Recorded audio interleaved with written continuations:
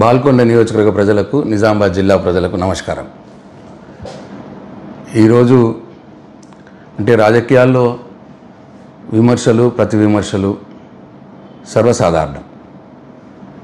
ముఖ్యంగా ప్రతిపక్ష పార్టీ నాయకులుగా ప్రభుత్వం వైఫల్యాల మీద ప్రశ్నిస్తూనే ఉంటాం. ఇది సర్వసాధారణమైన విషయం.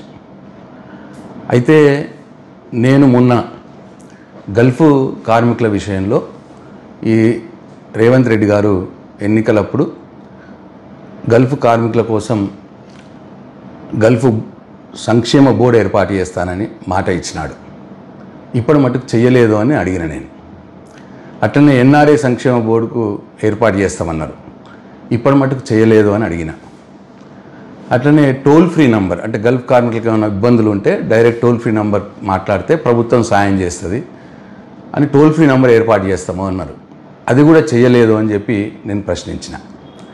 అట్లనే చనిపోయిన కుటుంబాలకు 5 లక్షల రూపాయలు ఎక్స్గ్రేషియా ఇస్తామని చెప్పినారు. ఇంకా చాలామందికి ఇవ్వాల్సి ఉన్నది, కొద్దిమందికి ఇచ్చిండ్రు అని చెప్పిన నేను. నాకున్న సమాచారం ప్రకారం కేవలం బాల్కొండ నియోజకవర్గంలో ఇంకో 10-11 మందికి ఇవ్వాల్సి ఉన్నది. లిస్టు నా దగ్గర ఉన్నది. ఇది కోట ముత్తెన్న బోదపల్లి గ్రామం, అట్లనే జడాల రాజేశ్వర్ కుక్నూరు గ్రామం, బోపారం ముత్తెన్న వేంపల్లి గ్రామం, మాల గంగాధర్ తుర్తి గ్రామం, ఎగ్లోం గంగాధర్ గౌడ్ ముచ్కూరు గ్రామం, అట్లనే గూపెల్లి రమేష్ నర్సాపూర్ గ్రామం, కవ్వ శంకర్ బాల్కొండ గ్రామం, అట్లనే అరవింద్ గౌడ్ ఉప్లూరు గ్రామం మలేషియాలో చనిపోయాడు. అట్లనే పచ్చనల్కు గ్రామానికి సంబంధించి గోజ కిషన్, షాబేర్ అలీ. వీళ్ళకి ఇంకా రావాల్సి ఉన్నది. వీళ్ళకి రావాల్సిన వాళ్ళకు కూడా ఇంకా రాలేదు, వాళ్ళకు కూడా ఇప్పియండి అని చెప్పి నేను అడిగిన. దీంట్లో తప్పేమున్నది?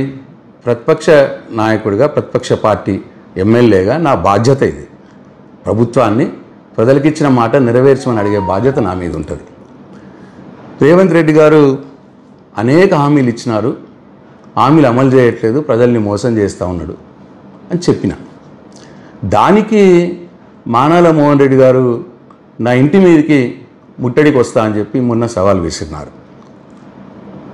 నా ఊరికి వస్తా, వేల్పూర్కి వస్తా, నీ ఇంటి మీదకి వస్తా అని చెప్పి సవాల్ విసిరినారు. ఇవాళ కొందరు కాంగ్రెస్ కార్యకర్తలు వచ్చి నా ఇంటి మీదకి కూడా వచ్చినారు, నా ఇంటి మీద దాడి చేసినారు. అయిపోయింది. ఇప్పుడు మానాల మోహన్ రెడ్డి గారి కడుపు చల్లబడ్డదా? ఇప్పుడు నా ఇంటి మీదకి దాడి చేస్తే ప్రజలకు వచ్చిన లాభం ఏంది? ప్రజలకు ఒరిగింది ఏంది? ఇట్లా మేము 10 సంవత్సరాల మేము ప్రభుత్వంలో ఉన్నప్పుడు మా కేసీఆర్ని కానీ మమ్మల్ని కానీ అనరాని మాటలు అన్నారు. ఇదే మానాల మోహన్ రెడ్డి గారు అన్నారు. కాంగ్రెస్ పార్టీ ఇన్ఛార్జ్ బాల్కొండ ఆయన నన్ను వ్యక్తిగతంగా చాలా మాటలు మాట్లాడినాడు. కానీ ఏనాడైనా వాళ్ళ ఇంటి మీదకి మేము పోయినామా? మేము అధికారంలో ఉన్నప్పుడు పోయినామా? ఇది సభ్యతనా? ఇది రాజకీయాల్లో మంచిదా? దయచేసి ఒకసారి బాల్కొండ ప్రజలు గమనించాలని చెప్పి నేను కోరుతా ఉన్నాను. మానాల మోహన్ రెడ్డి గారికి కూడా ఒక సూచన.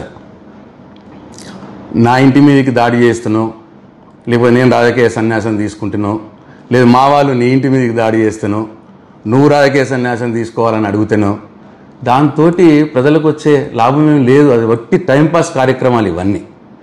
ఇది అవసరం లేదు. ప్రజలకు ఇవాళ కావాల్సింది ఏంది? పార్టీలు ఎన్నికలప్పుడు వారు ఇచ్చిన హామీలు నెరవేర్చాలి. ఒకవేళ నెగ్గిన పార్టీ వాళ్ళు ఇచ్చిన హామీలు నెరవేర్చకపోతే నెరవేర్చమని నిలదీసే హక్కు ప్రతిపక్ష నాయకుడిగా నాకు ఉంటుంది. నాకు ప్రజలు ఇచ్చిన బాధ్యతనే అది. నేను అడగటమే ఇప్పుడు నా బాధ్యత. ఎందుకంటే ఇవాళ బాల్కొండ నియోజకవర్గంలో 51,000 మంది రైతులు ఉంటే 21,000 మందికి మాత్రమే రుణమాఫీ అయింది. 2 లక్షల రుణమాఫీ. ఇంకా 30,000 మందికి రుణమాఫీ కావాలా మోహన్ రెడ్డి గారు? ఆ పని చెయ్యండి. మీ ముఖ్యమంత్రి గారికి చెప్పి ఆ 30,000 మంది రైతులకు 2 లక్షల రుణమాఫీ ఇప్పియండి రాని వాళ్ళకి. అది చెయ్యాల. ఈ ఇంటి ముట్టడితో వచ్చేదేం లేదు ప్రజలకు. నా ఇంటి మీదకి వచ్చి దాడి చేస్తే ప్రజలకు జరిగేదేం లేదు. అట్లనే రైతు బంధు మీరు ఒకసారి మొత్తంకి ఎగ్గొట్టినారు, ఇంకోసారి 4 ఎకరాల లోపల వాళ్ళకి ఇచ్చి మిగతా వాళ్ళకి ఎగ్గొట్టినారు. ఆ మొత్తంకి ఎగ్గొట్టిన వారికి తర్వాత 4 ఎకరాల పైన వారికి ఎవరైతే ఉన్నారో వాళ్ళకి రైతు బంధు ఇప్పియండి మీరు ముఖ్యమంత్రి గారితో మాట్లాడి.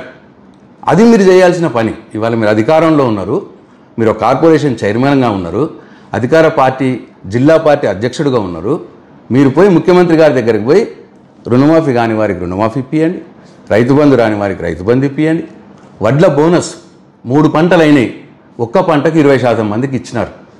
500 రూపాయల వడ్ల బోనస్ అందరికి ఇప్పియండి.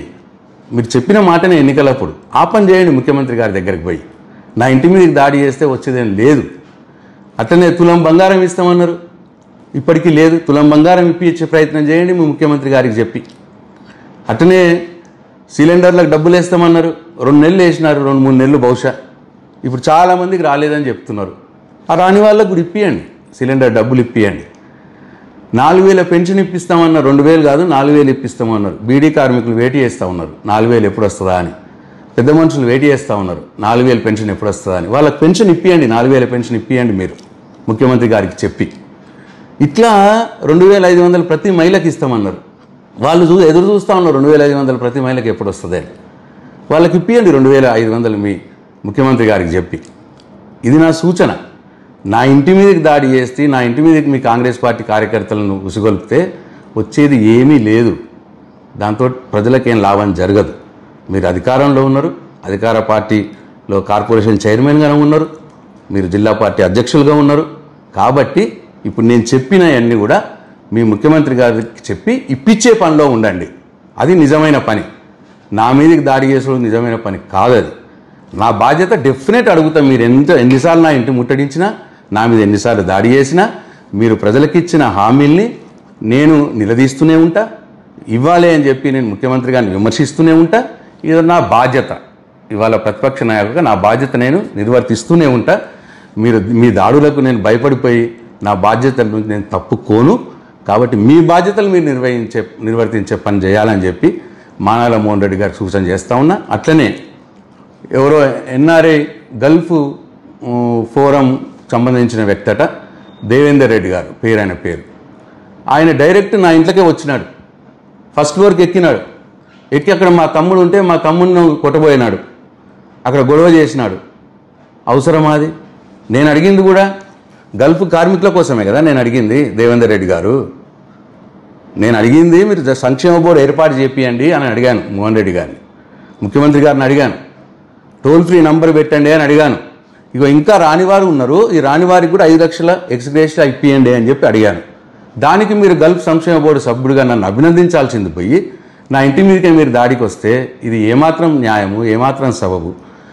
కాబట్టి నా బాల్కొండ నియోజకవర్గ ప్రజలు, నిజామాబాద్ జిల్లా ప్రజలు ఆలోచించాలని చెప్పి నేను కోరుతా ఉన్నా. జై తెలంగాణ, జై కేసీఆర్.